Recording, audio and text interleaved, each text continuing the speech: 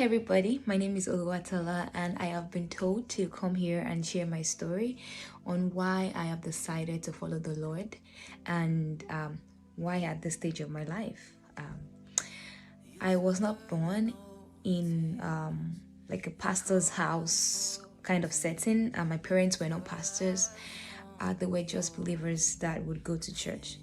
But when I was young, I discovered that I just love the Lord. I love to sing, go to church, even more than my parents. I went to church more than my parents.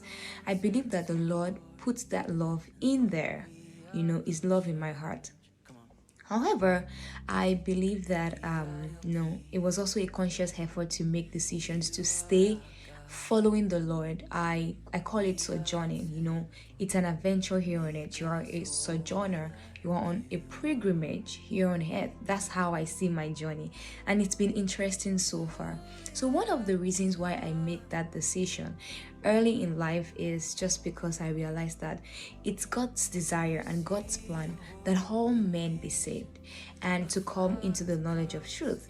And so I'm like, if this is the desire of God, even right from the beginning, this was God's plan for Adam and Eve this was God's plan for Adam and Eve before they left the Garden of Eden. So that was the original plan from the start. So all that I do is to use my youth, my energy, everything that I have right now for the Lord. And I count it all joy because it's interesting. It's an adventure to follow the Lord. And by faith, like, you really don't know what it's going to say next or where it's going to lead you. But one thing is sure, He has your best interest at heart, more than anybody, more than any system. And then I also realized that the government wants you when you're young. The government wants you when you're capable of doing so many things. And that's why you see a lot of young people, go into a workforce or being employed. They would rather take a youth than they would take somebody that's over 70. Most people even retire at that age or even before. That is very significant. That shows that even the system itself doesn't want somebody that is old.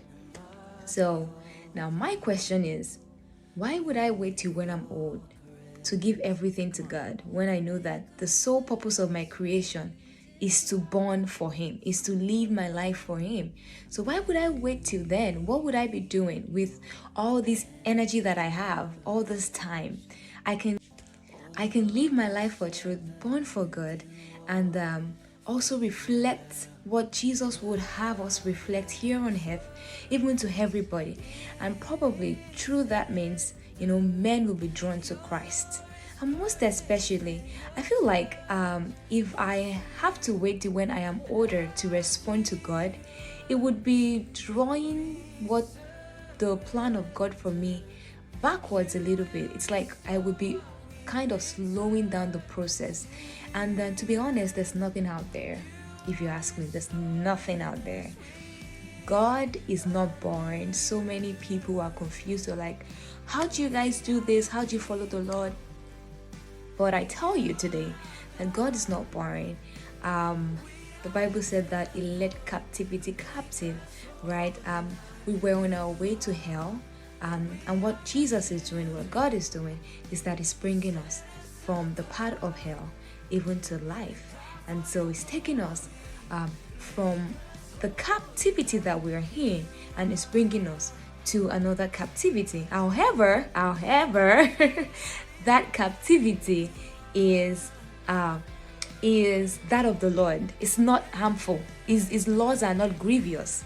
His laws are to give us life, and that's why Jesus said that, take my yoke upon you.